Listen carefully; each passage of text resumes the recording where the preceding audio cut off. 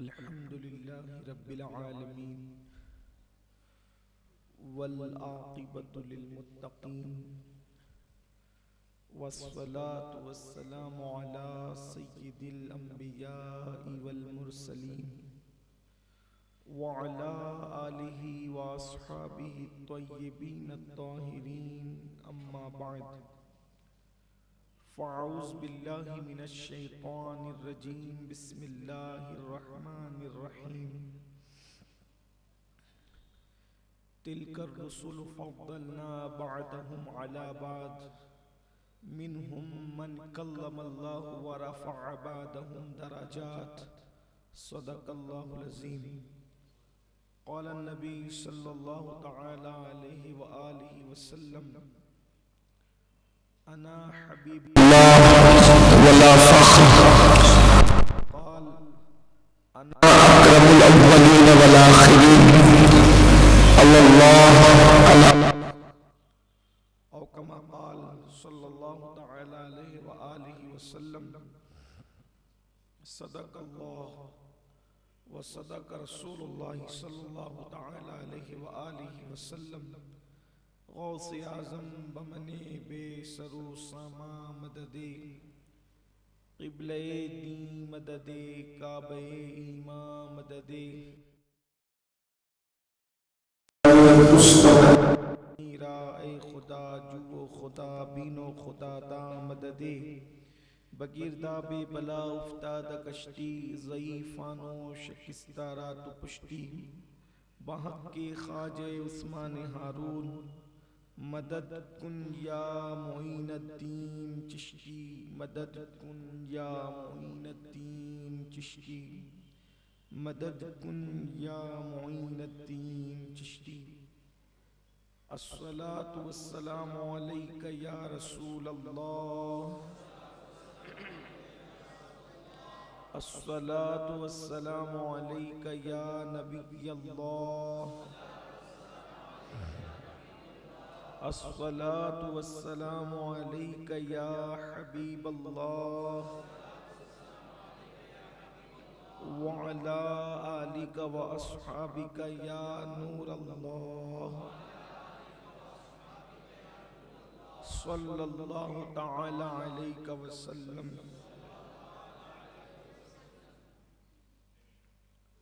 सबसे औला व आला हमारा नबी, सबसे औला वो आला हमारा नबी, सबसे बाला वो आला हमारा नबी, अपने मौला का प्यारा हमारा नबी, दोनों आलम का दूल्हा हमारा नबी, खल्क से औलिया, औलिया से रसूल और रसूलों से आला हमारा नबी, जिसने टुकड़े किए हैं कमर के वो है नूरे वहदत का टुकड़ा हमारा नबी, जिसकी दो बूंद है कौसरो सलसबील, है वो रहमत का दरिया हमारा नबी, जिसके तलवे का धोवन है आबे हयात, है वो जाने मसीहा हमारा नबी, सम चमक वाले उजलों में चमका किए अंधे शीशों में चमका हमारा नबी,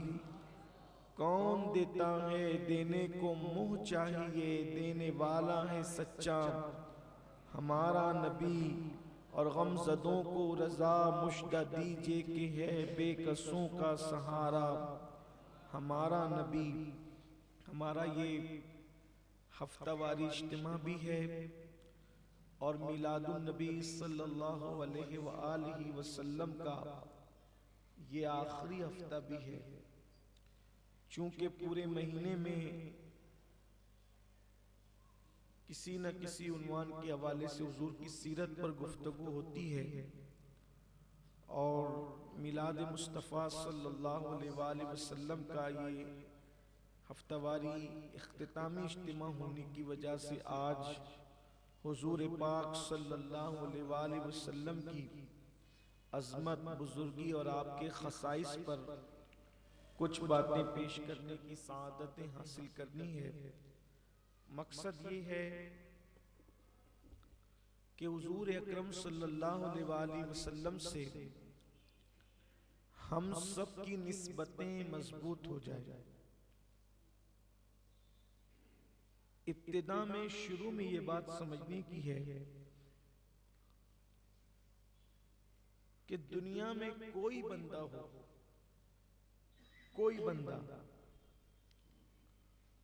कोई कितना भी बड़ा वली हो, कोई कितना ही बड़ा गौस हो, कोई कितना ही बड़ा कुतुब हो, कोई कितना ही बड़ा पीर हो, कोई कितना ही बड़ा बुजुर्ग हो, हमने सबसे ज्यादा अगर किसी से मोहब्बत करनी है तो वो अपने नबी सल्लल्लाहु अलैहि वसल्लम से। हमें सबसे ज्यादा अगर किसी की ताज़ीम करनी है, सबसे ज्यादा तो हुजूर की ताज़ीम करनी है। सबसे ज्यादा किसी का जिक्र करना है तो हमारे हुजूर सल्लल्लाहु अलैहि वसल्लम का जिक्र करना है, और यही हमें अपनी नस्लों के अंदर मुंतकिल करना है। क्योंकि हुजूर अलैहिस्सलाम का इश्क और हुजूर की मोहब्बत हमारे दिल में जितनी बढ़ती जाएगी, हमारा ईमान उतना मजबूत होता जाएगा। और अल्लाह की मोहब्बत दिलों में बढ़ने की निशानी यही है कि हुजूर अकरम सल्लल्लाहु अलैहि वसल्लम की मोहब्बत दिलों के अंदर बढ़े। ये बात मैं शुरू में वाज़े करना चाहता हूँ कि आज कहीं ना कहीं हुजूर अकरम सल्लल्लाहु अलैहि वसल्लम की मोहब्बत में हम कमजोर पड़ रहे हैं। जो तबका दुनियादार और गुनहगार है वो तो इस तरह कमजोर हुआ कि उसके दिल में गानों की मोहब्बत आ गई, गजलों की मोहब्बत आ गई, माल की मोहब्बत आ गई, इसकी मोहब्बत उसकी मोहब्बत आ गई। लेकिन जो दीनदार कहलाने वाला तबका है, मैं उसको देख रहा हूं कि जब हुजूर अलैहिस्सलाम का नाम नामी इसमें गिरामी आता है तो वो इजलाल व इकराम व अदब मुझे नजर नहीं आता इल्ला माशाअल्लाह। लेकिन जब अपने पीर का नाम आता है तो महफिल के अंदर पूरी जगमगाहट आ जाती है। ये चीज मैं देख रहा हूँ और इसकी मुझे बेपनाह तकलीफ है।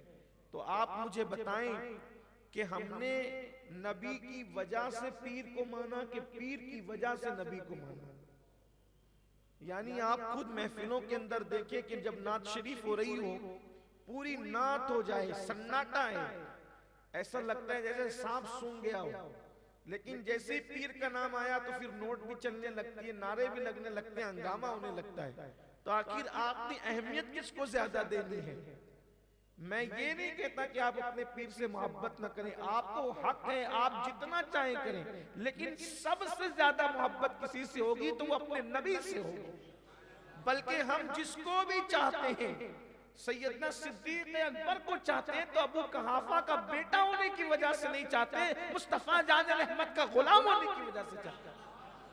मौलाए कायनात को चाहते हैं तो सिर्फ हाशमी होने की वजह से नहीं चाहते, मुस्तफा जान रहमत की गुलामी की वजह से। बल्कि जिसको भी अहले बैत से जो मोहब्बत करते हैं, इसलिए मोहब्बत करते हैं कि वो अहले बैत मुस्तफा है, मुस्तफा जान रहमत के घर वाले हैं। असहाबे रसूल से मोहब्बत करते इसलिए कि वो असहाबे मुस्तफा है।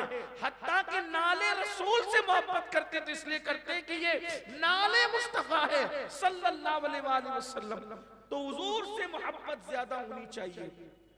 मैं आपको कोई जो वो किसी और तरफ नहीं ले जाना चाह रहा हूं, और आपको भी नहीं जाने, सिर्फ ये कि हुजूर से इश्क सल्लल्लाहु अलैहि वसल्लम, बल्कि जिससे भी मोहब्बत हो इस वजह से हो कि हमारे नबी ने मोहब्बत का हुक्म दिया है। बस यानी हर चीज में नबी नबी नबी, हुजूर की निस्बत, हुजूर की निस्बत, हुजूर की निस्बत, यानी निस्बतें मुस्तफा में ऐसे फना हो जाएं कि जिधर नजर उठाएं वहां जलवा यार नजर आए।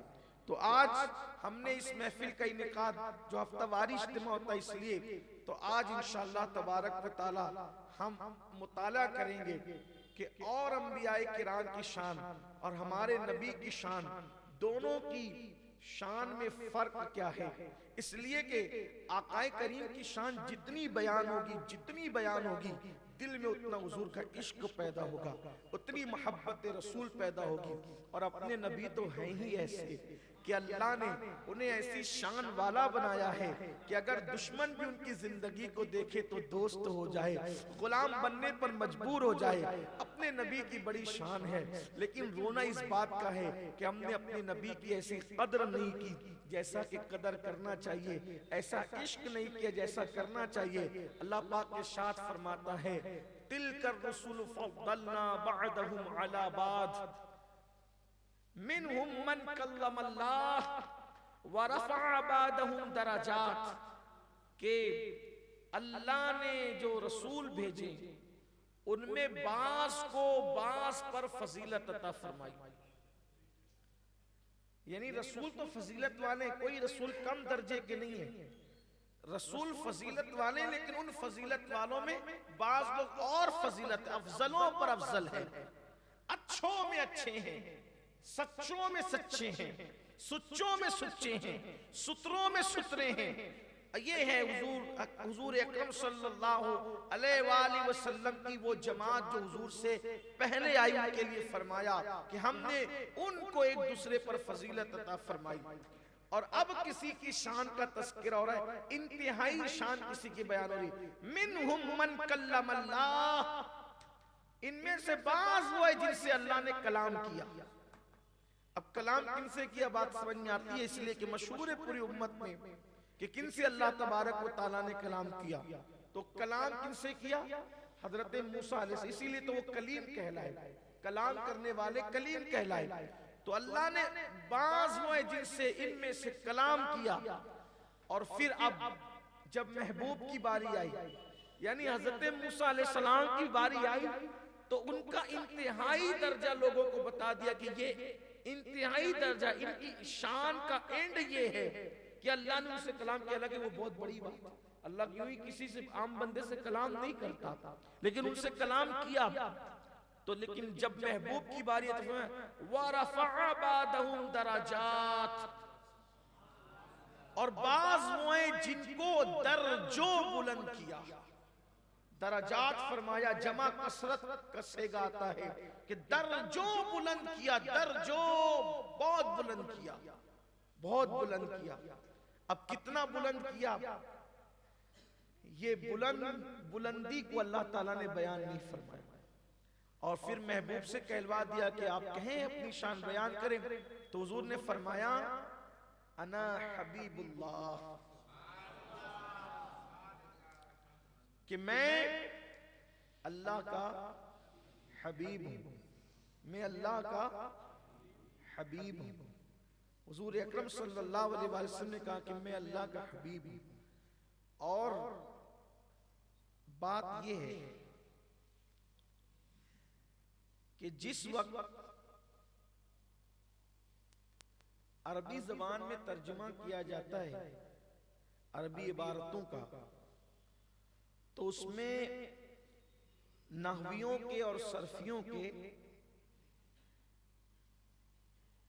कुछ कवायद होते हैं। उसमें नहवियों के और सरफियों के कुछ कवायद होते हैं, और उनमें से नहवियों का एक कायदा ये है, उन्होंने जो कायदा बयान फरमाया है तर्जुमा करने में, तो उस कायदे के मुताबिक यहां पर ये जो अना हबीबुल्लाह है ना, तो यहां माना पैदा हो रहे हैं हस्र के। तो अब माना ये होगा कि मैं ही अल्लाह का हबीब हूं, यानी मेरे सिवा कोई और अल्लाह का हबीब नहीं है। हुजूर अकरम सल्लल्लाहु तबारक व तआला अलैहि वसल्लम बताने की मैं ही अल्लाह का हबीब हूं। और जब हुजूर अकरम सल्लल्लाहु, अब यहाँ बात ये होती है कि भाई हुजूर अकरम सल्लल्लाहु तबारक व तआला अलैहि वसल्लम ने जब ये फरमाया कि अना हबीबुल्लाह, कि मैं अल्लाह का हबीब हूँ, और माना ये बनने कि मैं ही अल्लाह का हबीब हूँ, तो फिर क्या कोई और अल्लाह का हबीब नहीं है? सवाल ये पैदा होता है, क्या कोई और अल्लाह का हबीब नहीं है? तो हजरत मूसा भी तो अल्लाह के महबूब बंदे हैं, हजरत ईसा भी तो अल्लाह के महबूब बंदे हैं, हजरत दाऊद भी तो अल्लाह के महबूब बंदे हैं, हजरत अय्यूब भी तो अल्लाह के महबूब बंदे हैं। ये सब अल्लाह के महबूब और बरगजीदा बंदे हैं। और फिर उसके बाद फिर औलियाए किराम भी अल्लाह के महबूब बंदे हैं, इसी तरीके से सहाबाए किराम भी अल्लाह के महबूब बंदे हैं, ये सब अल्लाह के महबूब बंदे हैं। लेकिन फिर आप ये कह रहे हैं कि जो है वो यहाँ पर हस्र का माना पैदा हो गया, और हस्र का माना क्यों पैदा हुआ, थोड़ा सा मैं उसको भी वाज़ेह कर दूं, तो हो सकता है कि अहले इल्म तक अगर आवाज़ पहुंचे और मैं कोई गलती कर रहा हूं तो वो मेरी इस्लाह करें। हस्र का माना नाहवियों के उसूल के मुताबिक उस वक्त पैदा होता है जब मुब्तदा ज़मीर हो, तो उसमें हस्र का माना पैदा होता है। और यहाँ जो है मुब्तदा ज़मीर है, और बिलखुसूस उस वक्त जब खबर मुअर्रफ बिल लाम हो, तो फिर उसके अंदर फिर ये होता है कि मैं ही यहाँ, मैं ही, मेरे सिवा कोई नहीं। जैसे कि आप देखें कि मुअर्रफ बिल लाम की मिसाल यूं बयान की जाती है, हुवल्लाह, हुवल्लाहु अहद। एक तो है कि हुवल्लाह, अल्लाह है और अल्लाह ही है, अल्लाह है और अल्लाह ही है, उसके सिवा और कौन है? तो यहां हुजूर अकरम सल्लल्लाहु अलैहि वसल्लम ने फरमाया अना हबीबुल्लाह, कि मैं अल्लाह का हबीब हूं, मैं ही अल्लाह का हबीब हूं। अना अकरमुल अव्वलीन वल आखिरीन, मैं ही सबसे ज्यादा अव्वलीन और आखिरीन में इज्जत वाला हूं। तो ये जो बाकी लोग इज्जत वाले हैं, वे अल्लाह के बरगजीदा बंदे में, महबूब बंदे में, तो वो कैसे है? तो फिर यहां ये बयान किया जाता है कि अल्लाह के हबीब तो हबीब सिर्फ हुजूर है, अब जो भी महबूब बनेगा वो हुजूर के वास्ते से बनेगा, डायरेक्ट कोई महबूब नहीं बनेगा, वो हुजूर के वास्ते। अल्लाह का महबूब बने जो तुम्हें चाहे, उसका तो बयान ही नहीं है, तुम जिसे चाहो। तो जिसको भी मकाम महबूबियत नसीब हुई वो हुजूर अकरम सल्लल्लाहु अलैहि वसल्लम की वजह से नसीब हुई। तो आका करीम सल्लल्लाहु अलैहि वसल्लम की शान ये है कि हुजूर फरमाते हैं कि मैं अल्लाह का हबीब हूं। और फिर क्या कहते, ला फख्र, इस पे कोई, मुझे कोई फख्र नहीं। मैं ये बात कोई तकब्बुर से नहीं कहता, बल्कि ये बात तो अल्लाह ने मुझे कहने का हुक्म दिया है। इस पर कोई तकब्बुर नहीं है, इस पर कोई घमंड नहीं है, इस पर कोई गुरूर नहीं है। तो और अंबियाए किराम अलैहिमुस्सलातु व तस्लीम सब इज्जत वाले, सब शान वाले, लेकिन उन सब से एक इनफिरादी शान हुजूर अकरम सल्लल्लाहु अलैहि वसल्लम की है। वो ये है कि और अंबियाए किराम को अल्लाह तबारक व तआला ने जो शान अता फरमाई थी, और अंबियाए किराम को चीदा चीदा शान जो अल्लाह ने दी थी, वो सारी शान अल्लाह तबारक व तआला ने अपने हबीब सल्लल्लाहु अलैहि वसल्लम के अंदर जमा फरमा दी। जैसे मिसाल के तौर पर किसी को एक शान दी, यानी एक मोजज़ा दिया, एक खुसूसियत दी, किसी को 2 दी, किसी को 3 दी, किसी को 4 दी, किसी को 5 दी, किसी को 6 दी, किसी को 7 दी, किसी को 8 दी, और सबसे ज्यादा किसी को मोजज़ात दिए तो वो हज़रत मूसा अलैहिस्सलाम को दिए, और उसकी पूरी तादाद बयान की जाती है 9। कुरान में अल्लाह ने फरमाया 9 फरमाया, हमने 9 उनको शाने दी, उनको 9 आयात दी, उनको यानी 9 मोजज़ात दी। ये आप गौर फरमाएं कि हजरत मूसा अलैहिस्सलाम की पूरी जिंदगी में जो कुरान मोजज़ात बयान कर रहे, तादाद कितनी है? 9 है। हुजूर अकरम सल्लल्लाहु अलैहि वसल्लम तो एक दिन में कई कई मोजज़ात दी, एक दिन में। तो सारे अंबियाए किराम को जो खुसूसियतें मोजज़ात दिए वो हमारे हुजूर को दिया, और हुजूर को जब दिया तो हुजूर अकरम सल्लल्लाहु अलैहि वसल्लम को वो मोजज़ात बदरजे अतम दिए, यानी उनकी सारी खुसूसियात इनमें जमा की और बदरजे अतम जमा की। एक बात। और दूसरी बात यह है कि जो उनको नहीं दिया वो हमारे नबी को अता फरमाया, यानी उनमें जो था वो सब बदरजे तम यहां मौजूद है, उनमें जो था वो सब बदरजे तम यहां मौजूद है, और जो उनमें नहीं था वो भी अल्लाह ने हमारे महबूब सल्लल्लाहु अलैहि वसल्लम को अता फरमाया। खुसूसियत क्या है देखिए, थोड़ा सा इशारा देते हैं फिर आगे बढ़ते हैं। हर नबी खुदा की वहदानियत की गवाही देते हैं कि अल्लाह एक है, लेकिन सुन कर देते हैं। तन्हा अपने नबी है जो देख कर देते हैं। सारे नबियों ने सुनकर गवाही दी और अपने नबी ने देख कर गवाही। हर नबी किसी एक बस्ती के लिए नबी बनकर आया, एक इलाके के लिए नबी बनकर आए, किसी खित्ते के लिए नबी बनकर आए, बास किसी कबीले के लिए नबी बनकर आए। तन्हा अपने नबी है जो तमाम आलमीन के लिए नबी बनकर आए। आलम के लिए नहीं, आलम के लिए नहीं। अगर आलम की बात होती तो अंदाजा होता कि मशरिक से लेकर मगरिब तक, शिमाल से लेकर जुनूब तक, आसमान से लेकर तहतुस्सरा तक ये एक आलम है। लेकिन आलम के लिए नबी नहीं है, वो आलमीन के नबी हैं, आलमीन के नबी। अल्लाह अकबर, जरा गौर फरमाए। बल्कि जो नबी जिस बस्ती के और जिस इलाके के लिए नबी बन करके आए तो उनका दायरे कार और उनका इख्तियार उसी पर महदूद था। जैसा कि इंजील में भी लिखा हुआ है कि एक औरत, बूढ़ी औरत किसी दूसरी बस्ती से, दूसरे इलाके से अपनी एक मरीज बेटी को लेकर के आई हजरत ईसा अलैहिस्सलाम के पास और कहने लगी, ए अल्लाह के पैगंबर, ए अल्लाह के नबी, मेरी ये बेटी बीमार है और मैंने सुना है कि आप बीमारों पर हाथ रखते तो उन्हें शिफा हो जाती है, तो आप मेरी बेटी को अच्छा कर दें। तो हज़रत ईसा अलैहिस्सलाम ने फरमाया कि मेरा दायरे कार, मेरा दायरे इख्तियार इस इलाके के लिए महदूद है। अब उस इलाके से चूंकि आप आई हैं तो इसलिए वहां के लिए मैं नबी बनकर नहीं आया, इसलिए वहां मेरा मामला नहीं है। आपने जो है उसको ये फरमा दिया, लेकिन अपने नबी की शान देखें। अल्लाह अकबर। अगर मशरिक में कोई है तो मशरिक तक फैज जारी है, मगरिब में कोई है तो मगरिब तक फैज जारी है। और हद तो ये है कि जब जमीन के ऊपर है तो भी जारी है, जमीन के अंदर है तो भी जारी है। हर जमाना उनका जमाना है।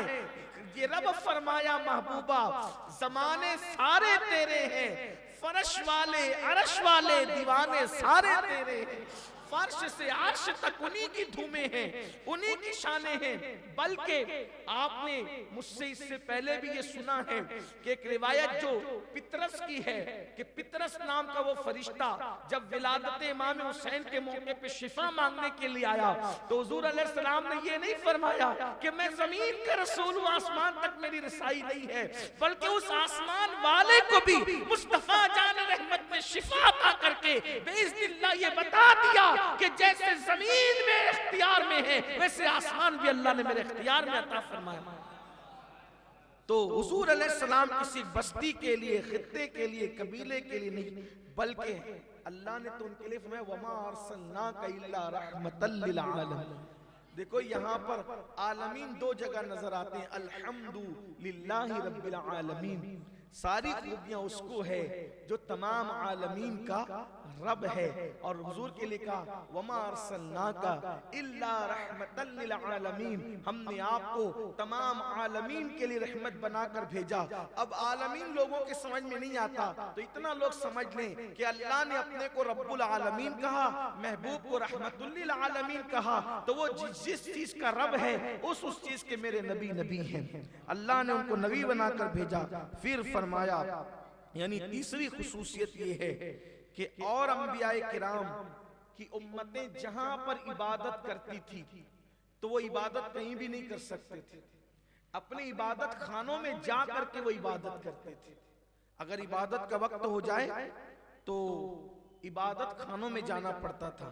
लेकिन ये अपने नबी की शान है कि हुजूर अकरम की उम्मत अगर जमीन पर नमाज का वक्त हो तो जमीन पर इबादत कर ले, और अगर फ्लाइट में नमाज का वक्त हो तो वहां पर इबादत कर ले।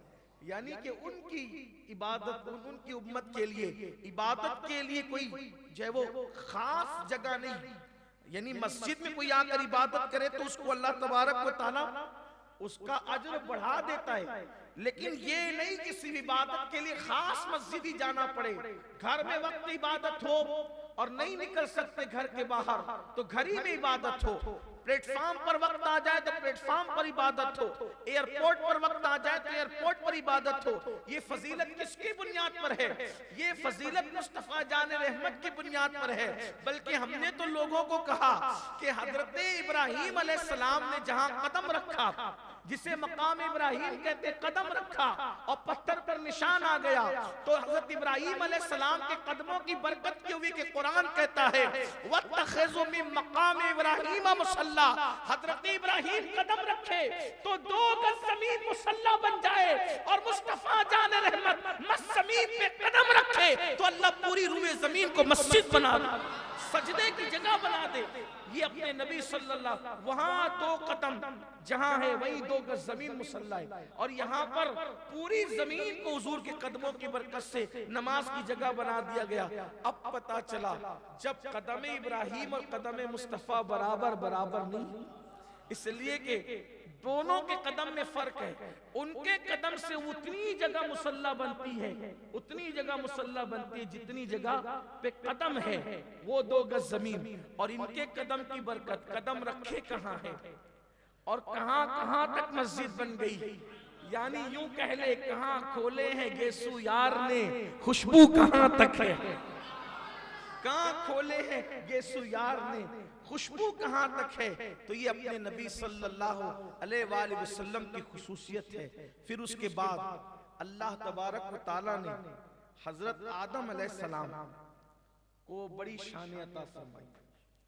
चूंकि आज हमने जो वो और अंबियाए किराम और अपने नबी की शान दोनों को साथ साथ पढ़ना है कि वहां क्या है यहाँ क्या है। वहां शान ही है, कोई नबी बगैर शान वाला नहीं, सब नबी शान वाले। लेकिन अपने नबी की शान क्या है देखिए, हजरत आदम अलैहिस्सलाम को पैदा करना हुआ इसलिए कि जिसको पैदा करते हैं उसको खमीर से पैदा करते हैं।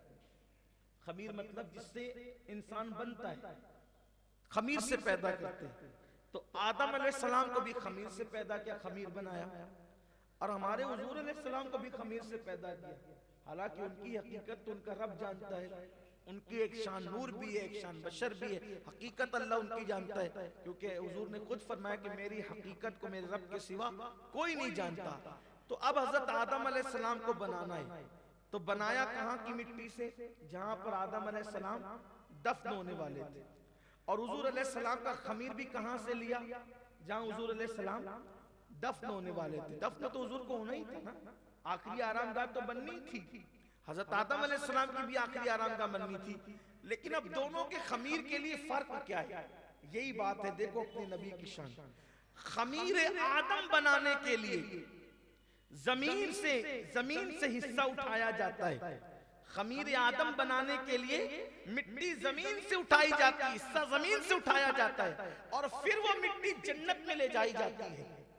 आदम के खमीर के लिए मिट्टी जमीन की जन्नत तक जाती है कि जन्नत में आदम अलैहिस्सलाम को बनाएंगे। लेकिन जब बारी महबूब की आती है तो महबूब का खमीर उठाकर जन्नत में नहीं ले जाया जाता, बल्कि जन्नत को उस खित्ते में उतार दिया जाता है जहां पर महबूब की आरामगाह बनने वाली होती है। इसीलिए महबूब कह देते हैं मां बैना बैती व मिंबरी रौज़तुम मिन रियाज़िल जन्नह। उनके लिए खमीर जन्नत तक गया, उनके लिए खमीर जन्नत तक गया, इनके लिए जन्नत खमीर गाह तक चली आई। इनके लिए ये अपने नबी की शान है, ये अपने नबी सल्लल्लाहु अलैहि वसल्लम का मकाम है। वल्लाह ऐसी शान वाला कोई, इसीलिए तो मेरे इमाम ने कहा सबसे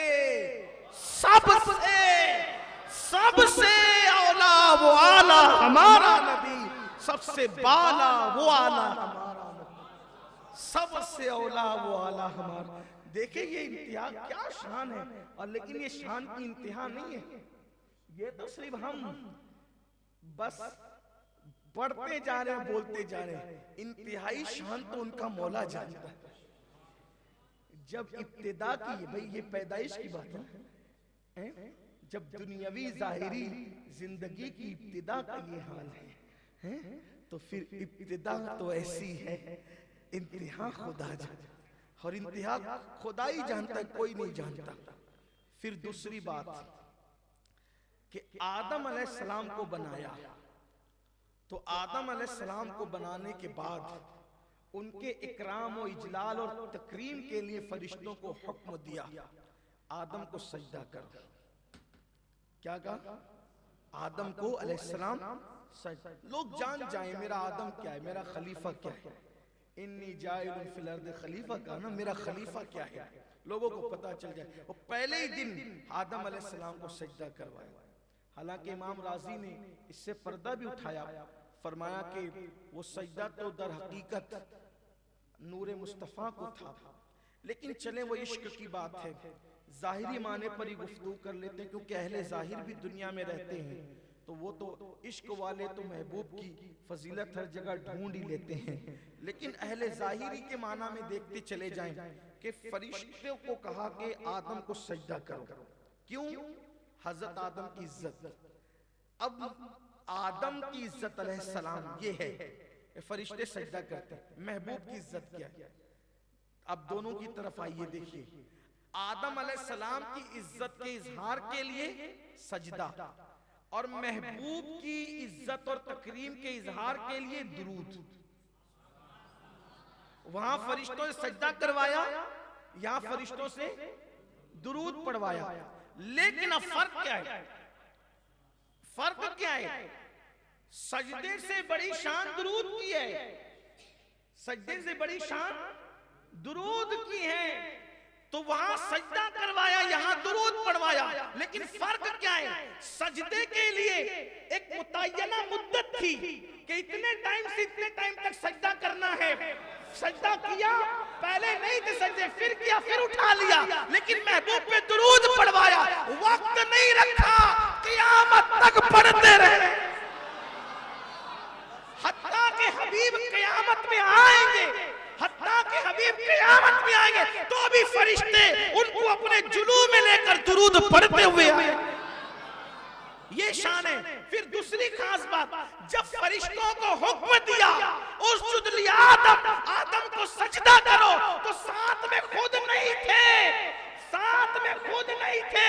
लेकिन जब महबूब पे दुरूद का हुक्म हुआ, तो कहा तुम भी पढ़ो, मैं भी दुरूद भेजता। वहां खुद साथ नहीं है, वहां खुद साथ नहीं, हुक्म ऐसे तुम करो, तुम करो, और यहां खुद साथ है। सल्लू अलैहि। अच्छा, फिर एक खास बात यह है कि बंदों को भी कहा कि तुम भेजो, बंदों को क्या कहा? तुम भेजो। लेकिन दुरूद ऐसा अमल है, यहां अक्ल इंसानी दंग रहती है। अल्लाह कहता है तुम भेजो, सल्लू अलैहि, उन पर तुम दुरूद भेजो। और जब बंदा दुरूद पढ़ने लगता है तो कहता है अल्लाहुम्मा सल्ली अला मोहम्मद, अल्लाह तू भेज। बंदा कहता है तू भेज, अल्लाह कहता है तू भेज। यानी बंदे की जबान में इतनी ताकत नहीं है कि वो महबूब पे दुरूद भेज सके, बल्कि वो अर्ज करता है नमाज पढ़ सकता हूं, मैं खुद पढ़ सकता हूं, रोजा खुद रख सकता हूं, ज़कात खुद दे सकता हूं, हज खुद कर सकता हूं, लेकिन महबूब के शायान शान दुरूद में नहीं भेज। तो बंदा अजीज कहता है मौला तेरा हुक्म तो है, लेकिन मैं इतना कहता हूं कि तू भेज, इसलिए कि तू भेजेगा तू अपनी शान के मुताबिक भेजे। और अल्लाह भी महबूब पे दुरूद भेज रहा है। देखो ये अपने नबी की शान, ये अपने नबी सल्लल्लाहु अलैहि वसल्लम की शान। तीसरी चीज, आदम अलैहिस्सलाम को अबुल बशर बनाया अजसाद के एतबार से। थोड़ी गुफ्तगू मुश्किल होती होगी इसलिए कि बात ही उस जात की है ना, लेकिन मुश्किलें आसान होती है उनके जिक्र से। अजसाद और अजसाम का बाप उनको बनाया, यानी वो अबुल बशर हैं अजसाम के जिस्म के एतबार से, जिस्म के एतबार से। और रूह के एतबार से अबुल बशर कौन है? हमारे नबी। यानी कि जिस्मानी तौर पे आदम सबके बाप और रूहानी तौर पर मुस्तफा जान रहमत सबके बाप। इसीलिए तो आला हज़रत इमाम अहले सुन्नत कहते हैं उनकी नबूवत, उनकी उबूवत है सबको आम। उनकी नबूवत, उनकी उबूवत, नबूवत कहते हैं नबी होने को, उबूवत कहते हैं बाप होने को। उनकी नबूवत, उनकी उबूवत है सबको आम। उम्मुल बशर अरूस उन्हीं के पिसर की है। उम्मुल बशर अरूस उन्हीं के। मैं उम्मुल बशर को थोड़ा लोगों को समझाने के लिए कहता हूं, हव्वा अरूस किसकी? उन्हीं के पिसर की है। यानी हव्वा बहू है, उम्मुल बशर बहू है, यानी उनके बेटे की दुल्हन है, बीवी है। तो उनका बेटा कौन है? रूहानी एतबार से हजरत आदम अलैहिस्सलाम है। क्योंकि ये भी हदीस है कि आदम अलैहिस्सलाम जब तन्हाई में होते थे तो कहते थे, ऐ जाहिर में मेरे फूल और हकीकत में, बातिन में मेरी, हकीकत में मेरी, मेरे नख्ल, मेरी हकीकत, मेरी अस्ल, यूं कहते थे और याद करते थे हुजूर को। तो इमाम ने उसकी तर्जुमानी यूं की है, जाहिर में मेरे फूल, हकीकत में मेरे नख्ल, जाहिर में मेरे फूल, हकीकत में मेरी नख्ल। उस गुल की याद में ये सदा बुल बशर की है। अब आते हैं और आगे चलते हैं कि हजरत सुलेमान अलैहिस्सलाम, हजरत सुलेमान अलैहिस्सलाम को अल्लाह ने बादशाह बनाया। हजरत सुलेमान अलैहिस्सलाम को अल्लाह ने बादशाह बनाया, बादशाह अता की सुलेमान अलैहिस्सलाम को। और अपने नबी को सल्लल्लाहु अलैहि वसल्लम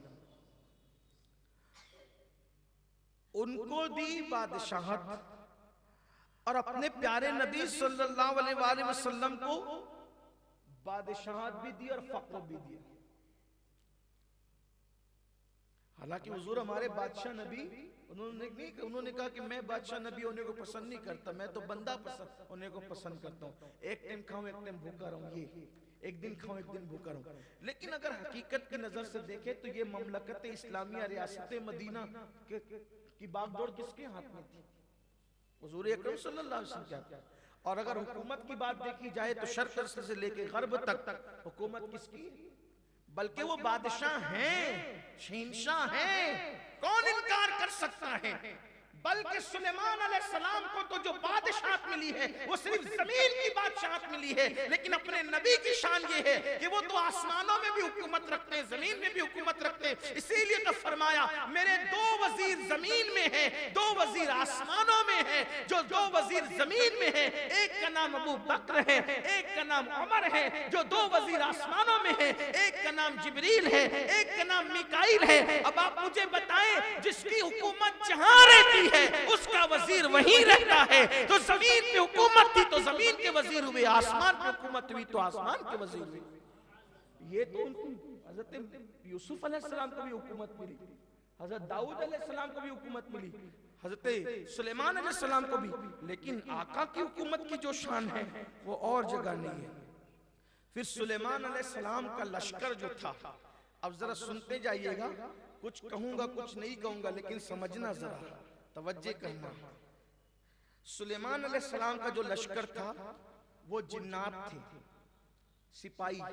सुलेमान अलैहिस्सलाम के लश्कर के सिपाही कौन थे? जिन्नात, इंसान, परिंदे। इंसान, जिन्नात, परिंदे, वहशी जानवर, ये सब क्या है? सुलेमान अलैहिस्सलाम के लश्करी सिपाही है। लेकिन जब अपने नबी की बात आई ना, तो वहां जिन्नातों को लश्करी बना दिया, वहां इंसानों को लश्करी बना दिया, वहां चरिंदों को, दरिंदों को, परिंदों को लश्करी बना दिया। बड़ा मोजा है सुलेमान अलैहिस्सलाम का। लेकिन अपने प्यारे की बात आई तो फरिश्तों को उनका सिपाही बनाया, उनके लश्कर में फरिश्तों को भेजा। बोलो बद्र में कौन आया? हालांकि बद्र का नक्शा पलटने के लिए एक ही फरिश्ता काफी था, लेकिन एक मकाम पर क्या कहा? 1000 भेजा, एक मकाम पे कहा 3000 भेजा, एक मकाम पे कहा 5000 भेजा। और आपको बताऊं,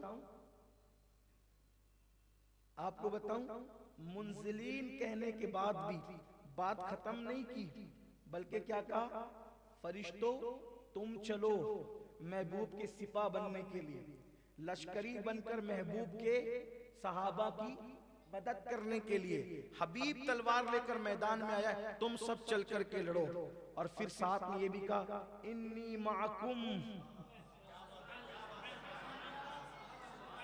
फरिश्तों को तो भेजा ही भेजा, इन्नी माकुम का मैं भी तुम्हारे साथ,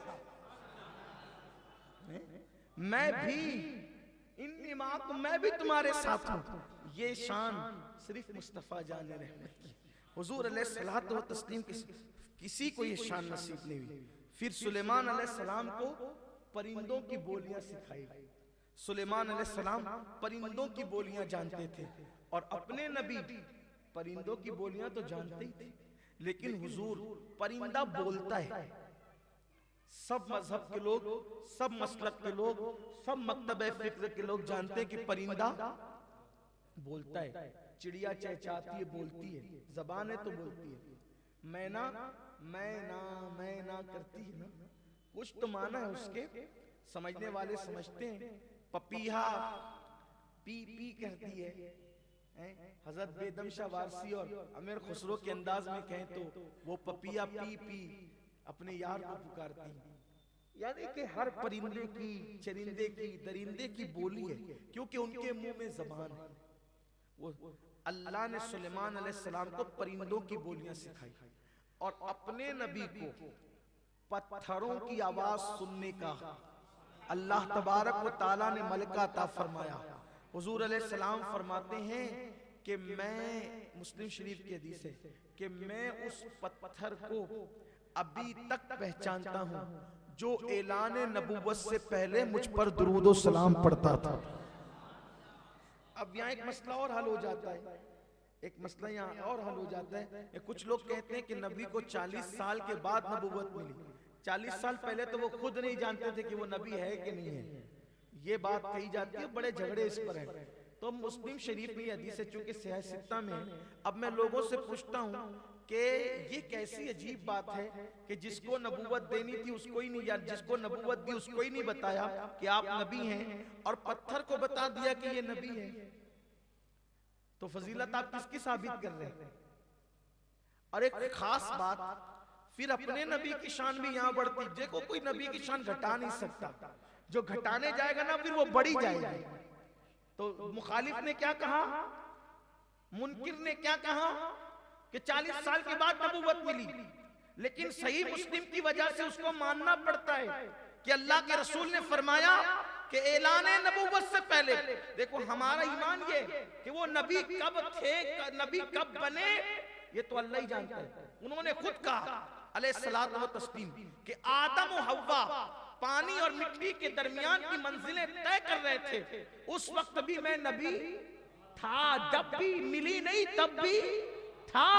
तो कब थे ये तो अल्लाह ही जाने, लेकिन हमारा अकीदा ये है कि हुजूर अलैहिस्सलाम को नबूवत कब मिली ये अल्लाह जाने और उसका रसूल जाने, लेकिन ज़ुहूर नबूवत वही के नुज़ूल के बाद। सुबूत नबूवत की कोई मुद्दत हम बयान नहीं कर सकते, अलबत्ता ज़ुहूर नबूवत जब हुजूर अलैहिस्सलाम पर वही आई, ऐलान नबूवत किया, वो ज़ुहूर नबूवत है। तो सबूत जो है कि कब साबित है नबूवत, हुजूर ने जब वक्त नहीं बताया तो कौन बता सकता है। अलबत्ता ज़ुहूर का वक्त सबको पता है। तो लोगों ने ज़ुहूर को सबूत कहना शुरू कर दिया, लेकिन फिर भी घटाने गए कि देखो ऐलान नबूवत किया, उसके बाद नबूवत मिली। लेकिन हुजूर ने फरमाया, इमाम मुस्लिम ने अपनी सही मुस्लिम में लिखा कि आका फरमाते हैं ऐलान नबूवत से पहले, बेशक से पहले जो पत्थर मुझ पर सलाम पढ़ते थे मैं उनको अभी भी पहचानता हूं। तो नादान ये भी तो फजीलत है कि ऐलान नबूवत से पहले भी हमारे नबी में ये सलाहियत थी कि वो पत्थरों की आवाज भी सुन लिया करते थे, पत्थरों की आवाज भी सुन लिया करते थे। इसीलिए मौलाए कायनात फरमाते हैं कि मैं एक मर्तबा अल्लाह के हबीब सल्लल्लाहु अलैहि वसल्लम के साथ सफर में था। हम मक्के से कहीं बाहर जा रहे थे, कहा कोई दरख्त ऐसा रास्ते में नहीं मिला, कोई जो वो पत्थर हमें ऐसा नहीं मिला कि जब हुजूर गुजरते थे तो पत्थरों से आवाज आती थी, अस्सलामु अलैका या रसूल अल्लाह, अस्सलामु अलैका या रसूल अल्लाह। अच्छा, ये रिवायत कौन बयान कर रहा है? मौलाए कायनात, यानी नबी के साथ चलने की बरकत से अली के कानों में भी अल्लाह ने इतनी ताकत पैदा कर दी कि वो जो पत्थरों से आवाज आ रही थी, देखो खास बात, सुलेमान अलैहिस्सलाम ने जो परिंदों की बोलियां सुनी, उनके साथ बैठने वालों ने उसको समझा नहीं, उसको समझा नहीं, लेकिन ये फैजान मुस्तफा जान रहमत, ये फैज़े नबुव्वत है कि जो हुजूर के साथ चला, अल्लाह ने उसको भी पत्थर की आवाज सुनवा दी, दरख्त की आवाज सुनवा दी। उसके बाद अल्लाह अकबर, सुलेमान अलैहिस्सलाम के पास तख्त था, ये शान सुलेमान अलैहिस्सलाम है, ये शान सुलेमानी है, उनके पास तख्त था, और वो तख्त एक दिन में सुबह से शाम तक के 1 महीने की मुसाफत तक उड़ता था, और मेरे नबी का बुराक था। पहले तो रफ्तारे तख्त सुबह से शाम तक 1 महीने की मुसाफत, और बुराक की रफ्तार पलक के झपकते कहां पहुंचा।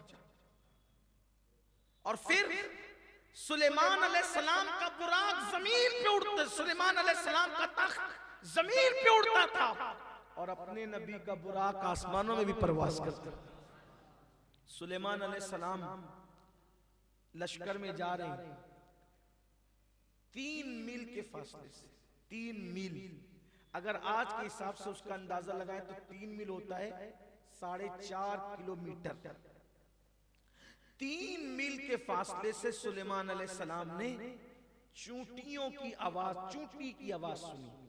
चूंटी बात कर रही थी अपनी चूंटियों से, मातहत चूंटियों से, उनकी उसकी आवाज सुनी और मुस्कुरा दी। कितने कान की शान है, 3 मील के फासले से चूंटी की आवाज सुनी, अपने नबी की शान। कितना फासला है? 3 मील। आवाज किसकी? चूंटी की। मेरे नबी फरमाते हैं, जब मैं मां के पेट में था तो लौहे महफूज पर चलने वाले कलम की आवाज को सुन लिया करता। वहां 3 मील है, यहां मीले खत्म है, न मील है न संगे मील है। ये अपने नबी की शान। देखो कोई ऐसी शान वाला दुनिया में नहीं आया जो शान अल्लाह ने अपने महबूब सल्लल्लाहु अलैहि वसल्लम को अता फरमाई। अब आते हैं और इस पे बात खत्म करते हैं, फिर कब भी मौका रहेगा तो फिर हम बात आगे बढ़ाएंगे कि फिर अल्लाह ताला ने मूसा अलैहिस्सलाम, सबसे ज्यादा मौजज़ात आपने सुने कि 9 मौजज़ात हजरत मूसा अलैहिस्सलाम को दी। ये कलीम है, और अपने नबी वहां कुल 9 है। उन 9 में से क्या है? आप जो है अपना हाथ अपने बगल में रखते थे, हाथ रखकर बगल में रखते थे, फिर निकालते थे तो वो रोशन हो जाता था, चमकने लगता, तो उसको कहते हैं यदे बैजा। ठीक, ये सुलेमान हजरत मूसा अलैहिस्सलाम का मौजज़ा यदे बैजा। लेकिन हाथ चमकाया, खुद का नबी का हाथ, वो भी बगल में रखा, थोड़ी देर चमकाया। और अपने नबी का मौजज़ा, जिस लकड़ी को छू दे वो रोशन हो जाए, जिस लकड़ी को छू दे वो रोशन हो जाए। अच्छा, कमाल तो ये है कि वो सिर्फ लकड़ी रोशन ना हो, उस लकड़ी से कोई दूसरी लकड़ी टच हो जाए तो वो भी रोशन हो जाए। ये हदीस पाक है। एक मर्तबा हुजूर अकरम सल्लल्लाहु अलैहि वसल्लम की महफिल सजी हुई थी, और हुजूर अलैहिस्सलाम की महफिल में अब देखो हुजूर का जिक्र हो रहा है तो कितना अच्छा लग रहा है। मेरा दिल तो चाहता है कि काश ऐसी महफिलें रोज सजे, हर वक्त सजे, और अल्लाह हमें इतना इल्म दे कि हम अपने महबूब की शान बयान करते रहें। यकीन जाने हमें पता ही नहीं, हमारे पास इतना इल्म नहीं, अल्लाह इतना इल्म दे कि महबूब की शान हम पढ़ते रहें, सुनते रहें, तो इतना अच्छा लग रहा है।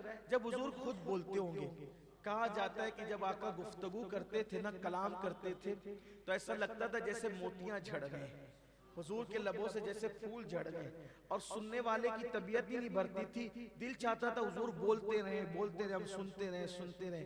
ये वो इमाम कहते हैं ना, वो सुखन है जिसमें सुखन न हो, वो बयां है जिसका बयां नहीं। और उस कलाम को सुनकर लोगों की कैफियत क्या होती थी, फुसहा अरब के बड़े बड़े तेरे आगे यूं है दबे लचे, कोई जाने मुंह में ज़बान नहीं बल्कि जिस्म में जान नहीं। ये मामला होता था। अल्लाह अकबर। तो सरकार का बयान हो रहा था, हुजूर का खिताब हो रहा था और महफिल सजी हुई थी। उसमें हो गई बारिश हो गई तो कुछ रुकने वाले, दूर जाने वाले एक साहब और उनके साथ एक साहब, वो रुक गए, कुछ लोग रुक गए। तो फिर उन्होंने अर्ज किया कि या रसूल अल्लाह सल्लल्लाहु अलैहि वसल्लम, बारिश हो गई है और बारान रहमत का नुज़ूल होने की वजह से अंधेरा हो गया है, रोशनी नहीं है। वो वक्त मोबाइल का नहीं था, टार्च का नहीं था, और लोग चांद और सितारों की रोशनियों में जो वो चांदनी रातों में सफर करते थे, घरों को जाते थे। किंदीलें भी सबके पास नहीं होती थी, चिराग भी सबके पास नहीं होते थे। तो करीम आका की बारगाह में अर्ज किया कि या रसूल अल्लाह, अब हम जाएंगे कैसे? और सरकार अलैहिस्सलाम ने अपना आसा नहीं, हाथ चमकाने के लिए अपना हाथ है ना, लेकिन यहाँ अपना आसा नहीं, उन्होंने कहा कि तुम्हारा आसा लाओ, और हुजूर ने अपना हाथ टच करके फरमाया जाओ इसकी रोशनी में चले जाना। तो वो आसा रोशन हो गया, उसके अंदर से नूर की शुआएं निकलने लगी, वो रोशन हो गया और उसकी रोशनी हो जाने लगे। तो उनके साथ एक और साहबी थे, वो भी साथ हो गए, वो दोनों चलने लगे। अब चलते चलते एक मकाम वो आया कि दोनों के रास्ते जुदा हुए। तो इन साहब को फिक्र हुई कि भाई तुम्हारा आसा तो मुनव्वर हो गया, लेकिन अब मैंने रास्ता बदलना, अपने घर की तरफ जाना है, तो मैं क्या करूं? उन्होंने कहा क्या करें, आप अपना आसा मेरे आसा से टच कर दें। तो जब उन्होंने वो आसा उससे आसा से टच किया जिसको हुजूर ने अपने हाथ लगाए थे, तो अल्लाह ने उस आसा को भी मुनव्वर फरमा दिया। ये है ये मोजज़ा हुजूर अकरम सल्लल्लाहु अलैहि वसल्लम का। फिर उसके बाद आप देखें कि हजरत मूसा अलैहिस्सलाम के पास पानी के लिए लोग आकर सवाल करते हैं। ये मैं पहले बयान कर चुका हूं, इसको इसलिए बहुत सरसरी बयान करके गुजरूंगा ताकि आगे की बात हो सके, वक्त के अंदर जो गुंजाइश है, जो टाइम अपना उस टाइम के मुताबिक बात हो सके। हजरत मूसा अलैहिस्सलाम के पास लोग आए पानी का सवाल करने, तो नबी को मूसा अलैहिस्सलाम को पत्थर पर असा मारना हुआ, असा मारा, पानी के चश्मे जारी हुए। लेकिन जब महबूब की बारी आई, वहां भी पानी मांगने के लिए आए, तो महबूब को पत्थर के पास जाना फिर असा मारना नहीं, वहां पत्थर है, असा है, नबी का मौजज़ा है। और यहाँ प्यासे आते हैं तो मेरे नबी की उंगलियों से पानी के चश्मे जारी हो जाते, वहां पत्थर से पानी, यहाँ पर उंगलियों से। और फिर मेरे इमाम की वो बात याद आ जाती है कि उंगलियां हैं फैज पर, टूटे हैं प्यासे झूम कर, नदियां पंजाब रहमत की है जारी व हवा। हजरत मूसा अलैहिस्सलाम जो है वो दरिया पर असा मारे तो उसमें रास्ता बन जाता है, और यहाँ मेरे नबी इशारा करें तो चांद दो टुकड़े हो जाता है, चांद दो टुकड़ों में तब्दील हो जाता है। फिर उसके बाद हजरत मूसा अलैहिस्सलाम को जब फिरौन के पास भेजा गया, एक ही फिरौन था, फिरौन एक ही था, तो उनको भेजा गया। तो जनाब मूसा अलैहिस्सलाम ने कहा अल्लाह मुझे डर लगता है, उस ताकतवर के पास तू मुझे भेज रहा है, डर लगता है। लेकिन हुजूर को जिनके दरमियान भेजा गया, वहां तो कई एक फिरौन थे, सैकड़ों फिरौन थे वहां, लेकिन हुजूर अलैहिस्सलाम उनके दरमियान गए। अबू जहल जैसा फिरौन, अबू लाहब जैसे लोग, उतबा शैबा जैसे लोग, इतने बड़े बड़े गुंडे थे मक्के में, लेकिन हुजूर अकरम सल्लल्लाहु अलैहि वसल्लम उनके दरमियान गए और सबको ढेर कर दिया। फिर उसके बाद अब आए हजरत मूसा अलैहिस्सलाम ने एक दिन अल्लाह से पूछ ही लिया कि मौला मैं कलीम हूं और वो तेरे हबीब है, हम दोनों में फर्क क्या है?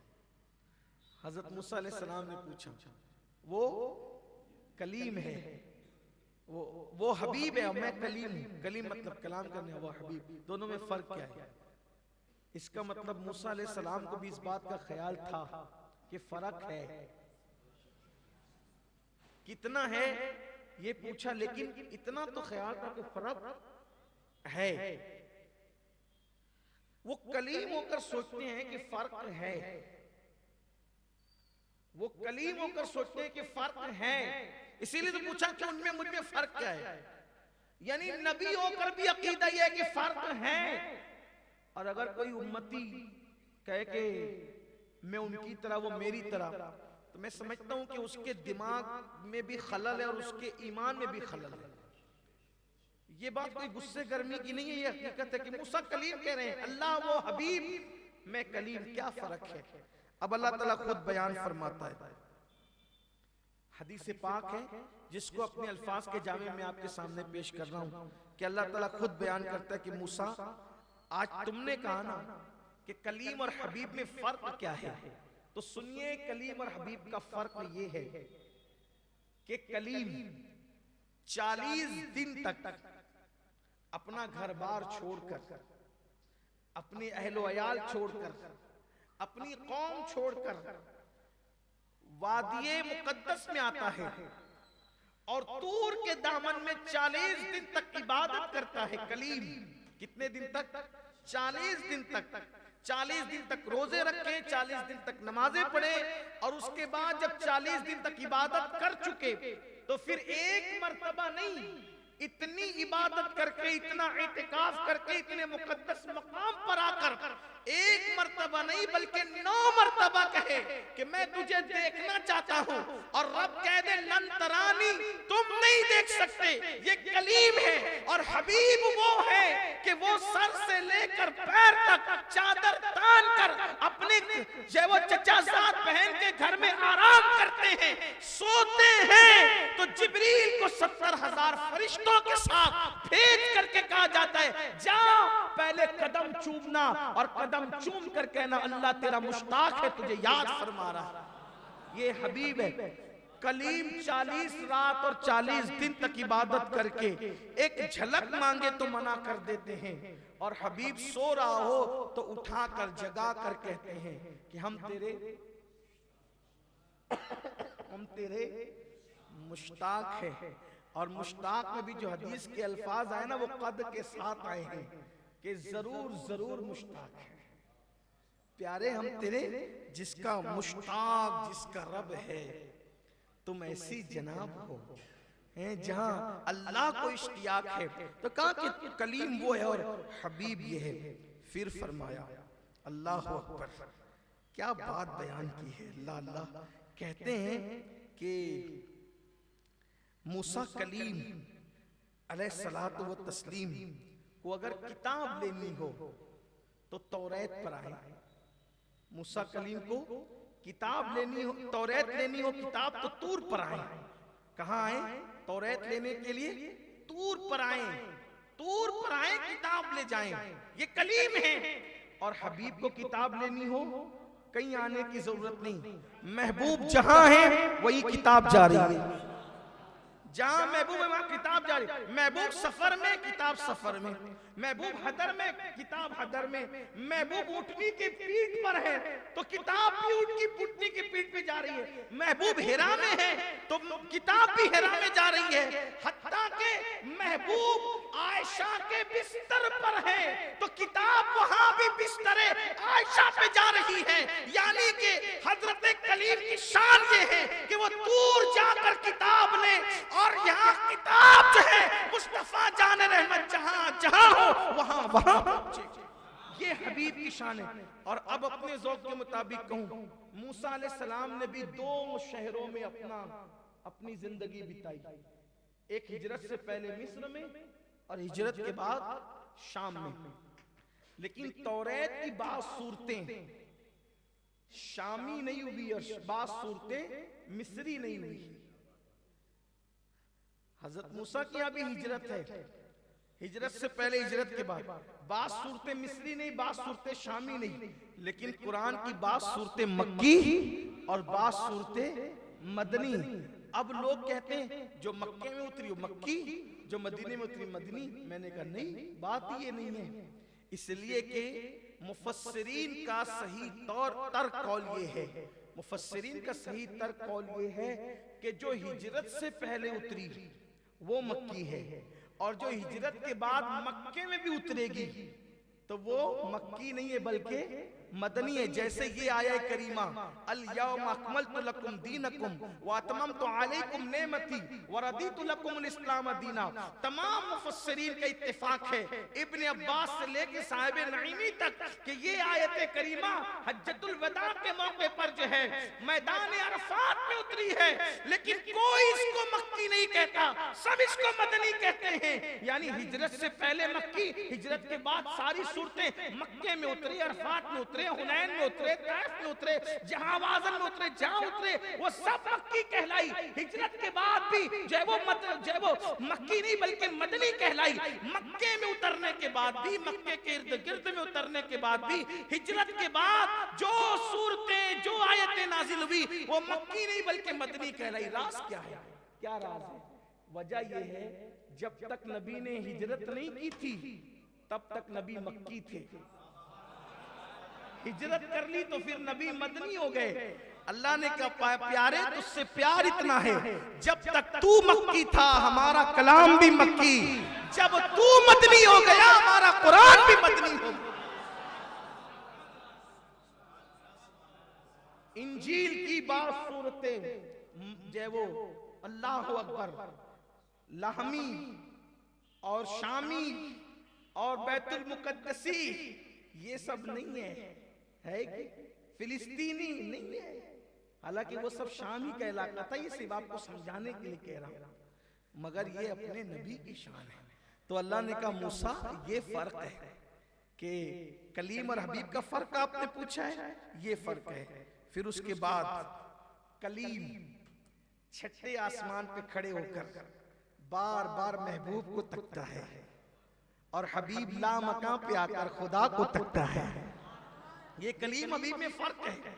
फिर कलीम इल्म मांगता है, अल्लाह मुझे इल्म चाहिए, इरशाद होता है खिजर के पास जाओ, खिजर को सौंप दिए जाते हैं। कलीम ने इल्म मांगा तो खिजर को सौंप दिए गए और महबूब से कहलवाया जाता है रब्बी जिदनी इल्मा, मेरे इल्म में ज्यादती कर। कलीम इल्म मांगते तो खिजर को सौंपते हैं और खिजर के पास भेजते हैं। हबीब इल्म मांगते हैं तो रहमान अल्लमल कुरान का मुस्ता सुनाते और कहते हैं मेरे पास आता कि मैं तुझे वो सब कुछ अता कर दूं जो तू नहीं जानता था। ये है अपने हबीब अलैहिस्सलाम की शान। फिर कहा कलीम कहता है रब्बिश रहली सदरी, खुद कहते हैं मेरा सीना कुशादा कर। हबीब के लिए हम खुद कहते हैं अलम नशरह लका सदरक। कलीम कहता है मौला मेरा ये बोझ उठाने के लिए मेरे भाई हारून को मेरा खलीफा बना दे। मेरा ये बोझ कौन उठाएगा? मेरा बोझ, मेरी जिम्मेदारियों का बोझ कौन उठाएगा? कौन उठाएगा? मेरा भाई। हबीब से कहा जाता है ववदाना अन्का विज़रक, क्या हमने आपका बोझ खुद नहीं उठा लिया? मूसा का बोझ भाई उठाए, महबूब का बोझ हम खुद उठाए। ये कलीम हबीब में फर्क है। फिर कलीम कहे वयस्सिरली अमरी वहलुल उक़दतम मिन लिसानी यफ़क़हू क़ौली, कि मेरी जबान की गिरा को खोल दे। और हबीब वो है जिसके लिए हम खुद कहें वमा यंतिक़ु अनिल हवा इन हुवा इल्ला वह्युन युहा, प्यारे जबान तेरी होगी कलाम हमारा होगा। ये है कलीम हबीब में फर्क। और अल्लाह खुद बयान फरमा रहा है हाय हाय। फिर कलीम को मिराज हुई, कलीम को मिराज हुई। कहाँ हुई? वही मिराज थी ना वादिये मुकद्दस में। अब तवज्जो करना, वादिये मुकद्दस में मिराज हुई। जितनी बातें की सब बयान कर दी। क्या क्या बयान की? इन्नका बिल वादिल मुकद्दसी तुवा, आप मुकद्दस वादी में आ गए। फिर क्या कहा? फखलाना अलैक, अपनी जूतियां उतार दो। फिर क्या कहा? इन्नी अल्लाह, वो भी बयान कर दिया। फिर क्या कहा? अकीमिस सलात अली ज़िक्री, मेरे लिए नमाज कायम करो मेरी याद के लिए। यानी जितनी बातें मूसा से की अकेले में सब बयान कर दी। और हबीब को मिराज में बुलाकर जो बातें की तो क्या कहा, फ़अौहा इला अब्दिही मा औहा, जो बातें करनी थी की। तो अल्लाह फरमाता है प्यारे कलीम और हबीब में फर्क ये है, जब कलीम से बात करते हैं तो सबको बता देते हैं, और जब हबीब से बात करते हैं तो फिर किसी को नहीं। ये कलीम और हबीब का राज, हबीब का राज सबको नहीं बता। उसको यूं समझे कि जब कोई उस्ताद पूरे क्लासरूम में सबसे बात करता है, तूने होमवर्क किया, सबके सामने किया नहीं किया, कल कब आया था, आज कब आया, वगैरह वगैरह मिलाने के लिए, सिर्फ समझाने के लिए। लेकिन कोई एक खास तालिब इल्म होता है, उस पे शफकत की नजर जाती है, जरा रेसिस पे मिलना फिर बात करें, इसलिए कि इस पर मुत्तला कोई नहीं है ना। और यार की बात सबको थोड़ी बताई, ये सिर्फ मिसाल भी समझने के लिए, मिलाने के लिए नहीं। जिस से बातें की, जिस से सब ओपन कर दी, और हबीब से की तो क्या, फ़अौहा, जिब्रील भी इस वक्त वो क्या प्यारी बात की है ना इमाम ने, गुंज जो चटके, गुंज मा औहा के जो चटके दना के बाग में, गुंज मा औहा के जो चटके दना के बाग में, बुलबुले सिदरा तक उसकी बू। देखो एक होती है चीज, एक होती है कोई चीज, और एक होती है उसकी बू, खुशबू। जैसे अंडा तला जाए, अंडा तला जा रहा है घर में, मैं आपके लेवल पे उतर के बात, वो तो आला हजरत है, वो बहुत आला बात होती है। हाँ, मैं तो हजरत भी नहीं हूँ, तो इसलिए मैं आपके सामने आपके साथ उतर के बात करना चाहता हूँ। उसकी तशरीह नहीं कर रहा हूँ, मेरी औकात ही नहीं कि मैं उनके कलाम की तशरीह करूँ। बड़े बड़े वहाँ जब वो तामक्तोइयाँ करते रहते हैं, मेरी क्या हैसियत है। अंडा तला जाता है कहाँ, बिल्डिंग में, घर में, लेकिन नुक्कड़ पर उसकी खुशबू आती है। ठीक, यानी चीज कहीं हो लेकिन उसकी खुशबू से अंदाजा हो जाता है कि कुछ हो रहा है। जुमा के दिन आमतौर पर गलियों से गुजरो तो मालेगांव के मोअत्तर खुशबूदार, जायकेदार और हिंदुस्तान भर में कहीं न मिलने वाले पुलाव की खुशबू मशाम जहां को मुअत्तर करती है। यकीन जानिए, सब जगह के खाने अपनी जगह है, लेकिन मालेगांव में जो बिलखुसूस यौमुल जुमा को, ईदुल मोमिनीन को, जो गरीबों के घर में पुलाव बनता है, उसकी लज्जत ही कुछ और है। हाँ, लेकिन चूंकि अपने महबूब का जिक्र कर रहा हूं तो इसलिए फिर वो जिक्र फिर इस जिक्र के साथ तो, लेकिन खुशबू आती है। अब पता नहीं किस गली में पकड़ा, लेकिन खुशबू तो आती है। ठीक, उसको कहते हैं बू, खुशबू को क्या कहते हैं, बू। पुलाव तक रसाई नहीं है, लेकिन खुशबू ने कहीं ना कहीं महसूस किया कि कुछ हो रहा है। अंडे तक रसाई नहीं है, लेकिन खुशबू ने बता दिया कुछ ना कुछ हो रहा है। इत्र तक रसाई नहीं है, लेकिन खुशबू ने बता दिया कुछ ना कुछ हो रहा है। लेकिन जो चीजें बहुत ज्यादा सीक्रेट में रखी जाती है ना, तो फिर उसकी खुशबू से भी बहुत दूर लोगों को रखा जाता है कि जहां तक खुशबू जा रही है वहां तक किसी की रिसाई नहीं होगी। अब बताएं रिसाई किसकी नहीं होगी? अमीरुल कादरी की ना हो कोई बात नहीं, कोई हैसियत ही नहीं, औलिया की ना हो इसलिए कि बात के दर्जे के लोग हैं, सहाबा की ना हो बहरहाल इंसान है।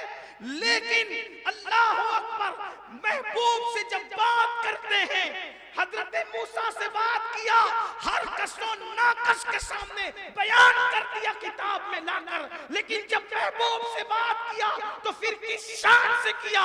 गुंजे जो चटके मा औहा, दना के बाग में बुलबुले सिदरा तक उसकी बू से, खुशबू से भी महरम नहीं। यानी महबूब से जब बातें की तो इतनी सेगे रास में की कि बात तो बात है, बात की खुशबू तक जिब्रील की रसाई नहीं हो सकी। ये कलीम और हबीब का फर्क। कुंज जो चटके मा औहा, दना के बाग में, कुंज जो चटके थे मा औहा, दना के बाग, बुलबुले सिदरा तक जिब्रील तक उनकी उसकी बू से कौन है, फ़अौहा इला अब्दिही मा औहा। तो हजरत मूसा कलीम से कहा जाता है ये फर्क है कलीम और हबीब का, कि कलीम जो है जब बुलाओ तो जल्दी आता है और कहता है तेरी रजा चाहता हूँ, और हम कहते हैं वला सौफा युअतीका रब्बुका फतरदा, कि हम तेरी रजा चाहते हैं। अब आखिरी में समेटते हुए, मूसा अलैहिस्सलाम के पास असा था, जमीन पे रखा, अजदहा बन गया। ये मूसा है। देखो जब अजदहा बना तो लकड़ी का असर खत्म हो गया। तवज्जो, जब अजदहा बना असाए मूसा तो लकड़ी नहीं दिखती ना, वो लकड़ी नहीं रहे, वो क्या हो गया, असा हो गया। हाथ में ले लिया तो लकड़ी हो गई, तो असा अजदहा न रहा, असा बन गया। हाथ में लिया तो असा, जमीन पे रखा तो, यानी जमीन पे रखा तो अजदहा ना रहा, जमीन पे रखा तो लकड़ी ना रही, अजदहा हो गया। हाथ में लिया तो अजदहा न रहा बल्कि असा हो गया। अब अपने नबी का मौजज़ा, एक सहाबी आते हैं, या रसूल अल्लाह सब लड़ने के लिए तलवारें लेकर आए, मेरे पास कोई तलवार नहीं है, मेरे पास, हुजूर ने खजूर की टहनी तोड़ी, ये तुम्हारी तलवार। वहां अजदहा बनाने के लकड़ी खत्म हो गई और लकड़ी बनी तो अजदहा खत्म हो गया। लेकिन ये शान मुस्तफा जाने रहमत है कि लकड़ी लकड़ी ही रही, लेकिन तलवार का काम आखिर तक करती रही। यानी लकड़ी की हयत नहीं बदली, लकड़ी लकड़ी रही, लेकिन तलवार का काम करती रही। यानी लकड़ी अजदहे का काम नहीं करती थी, जब अजदहा बनती थी तो अजदहे का काम करती थी, जब लकड़ी बनती थी लकड़ी का काम करती थी। लेकिन ये मुस्तफा करीम का मौजज़ा है कि लकड़ी को लकड़ी ही रखा और हकीकत में तलवार भी बना दिया। ये अपने नबी का मौजज़ा है, ये अपने नबी की शान है।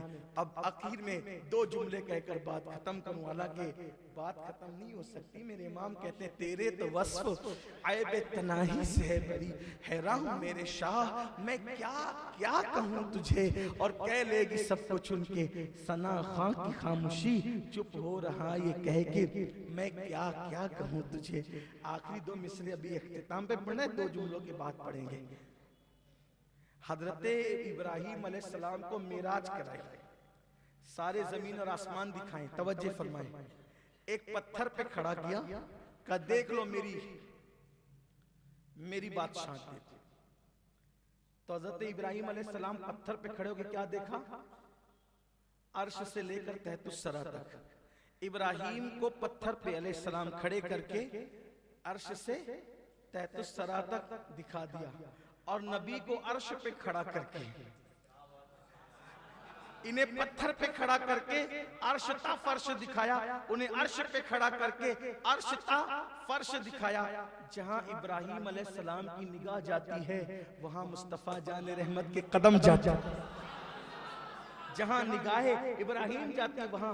और फिर उसके बाद जो दूसरा जुमला था एंड पर, वो ये कि ईसा अलैहिस्सलाम को मुर्दे जिंदा करने का मौजज़ा, ठीक, बीमारों को शिफा देने का मौजज़ा, अंधों को आंख देने का मौजज़ा, कोड़ियों को शिफा देने का मौजज़ा, मिट्टी के परिंदों में फूंक मारकर उड़ाने का मौजज़ा, ये ईसा अलैहिस्सलाम के मौजज़ात थे। लेकिन जब कोड़ी आए, तवज्जो करना, मौजज़ा बड़ी चीज है, जब कोड़ी आए अब शिफा देना है, बेइज़्नी इजाजत लो फिर दो, परिंदा बना के फूंक मारना है, इजाजत लो फिर दो, ठीक। फिर उसके बाद कोई बीमार आए, शिफा देना है, इजाजत लो फिर दो। कुरान उठा के पढ़ लें आप, हर जगह बेइज़्नी बेइज़्नी बेइज़्नी की कैद है, लेकिन ये महबूब है। एक ही इजाजत में हमेशा के लिए इजाजत दे दी गई। क्या कहा गया, क्या कहा गया मेरे महबूब के लिए, या अय्युहन नबी इन्ना अरसलनाका शाहिदन व मुबश्शिरन व नज़ीरा व दाइयन इलल्लाहि बिइज़्नि। एक इजाजत, वहां हर मौजिज़े में हर मर्तबा इजाजत, शिफा दो बीमार को इजाजत, कोड़ी के लिए इजाजत, नाबीना के लिए इजाजत, मुर्दे को जिंदा के लिए इजाजत, बेइज्जती। और यहाँ दायन इलल्लाहि बिइज़्नी, एक मर्तबा इजाजत दे दी गई और मुतलकन अब जो चाहे करता रहे। अगर कोई जन्नत मांगने आए अलग से इजाजत की जरूरत नहीं, इजाजत दे चुके। जन्नत बेच दे, जन्नत दे दे, भीख में दे दे, बेच कर दे दे। अगर कोई वुजू कराए तो वुजू कराने पर अता कर दे। फिर उसके बाद अगर कोई पागल ऊँट आए, अब यहाँ बेइज्जती नए सिरे से बेइज्जती की जरूरत नहीं। वदायन लिल्लाहि बेइज्जती कहकर मुतलकन इजाजत दे दी गई। तू पागल ऊँट को अच्छा कर दे, मुतलकन इजाजत है। बीमारों को शिफा दे दे, मुतलकन इजाजत है। चांद को टुकड़े कर दे, मुतलकन इजाजत है। सूरज को पलटा दे, मुतलकन इजाजत है। कंकरियों को बुलवा दे, मुतलकन इजाजत है। जानवरों से कलाम कर ले, मुतलकन इजाजत है। हरनी को आजाद करा दे, मुतलकन इजाजत है। अल्लाहु अकबर। एक मर्तबा मैं आऊं और 9 मर्तबा अपनी मर्जी से फिर तू आता जाता रहे, मुतलकन इजाजत, मुतलकन इजाजत है। ये अपने नबी की शान है। कह लेगी सब कुछ उनके, सना खां की खामोशी, चुप हो रहा ये कह के मैं क्या क्या कहूँ तुझे, लेकिन रज़ा ने खत्म सुखन इस पे कर दिया। खालिक का बंदा खल्क का आका का, ऐसे अपने नबी हैं। और नबियों की शान और अपने नबी, शान वालों में शान वाले। इसलिए हुजूर का इश्क दिल में बढ़ाओ, और इश्क रसूल दिल में बढ़ाने का बेहतरीन जरिया दुरूद शरीफ की कसरत है।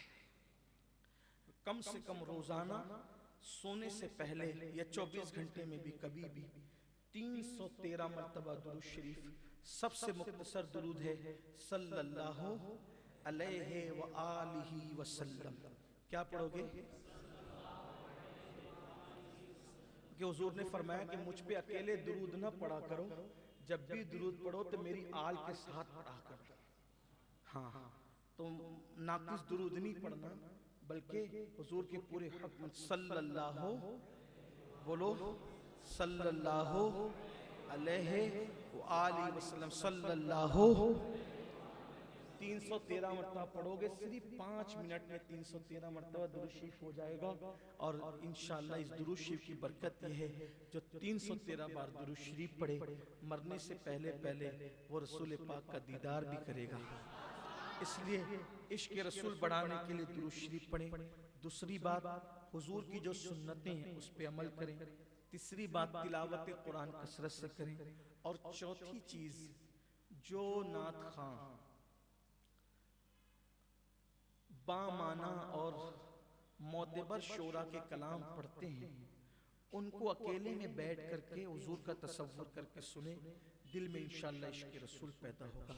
अल्लाह हम सबको तौफीक बख्शे। गुफ्तगू के दरमियान कोई गलती तो अल्लाह माफ़ फरमाए। अस्तग़फिरुल्लाह रब्बी मिन कुल्लि ज़ंबिन व अतूबु इलैहि व मा अलैना इल्लल बलाग। अस्सलामु अलैकुम व रहमतुल्लाह।